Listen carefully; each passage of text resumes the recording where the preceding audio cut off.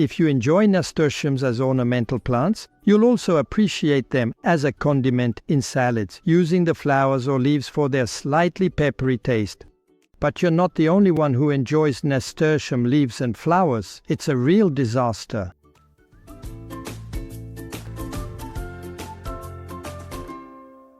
Nasturtiums are annual plants that are sown from April or May directly into the ground, and quite often you'll find them again the following year. It's the seeds that reseed themselves naturally. It's an ornamental plant, very tasty with a slightly peppery flavor.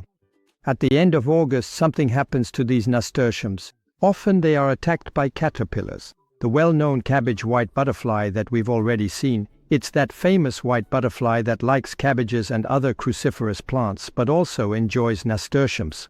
So in just a few days you can see the leaves turn into skeletons.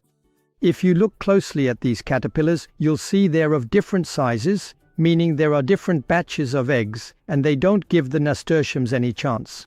You might say we could treat them with a natural product, soap and so on.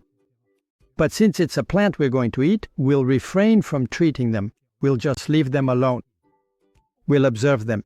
Now, what's special about these caterpillars is that they're not deaf. They react immediately to a predator. For example, if a wasp or a bee passes by, they'll react right away and let themselves drop to the ground.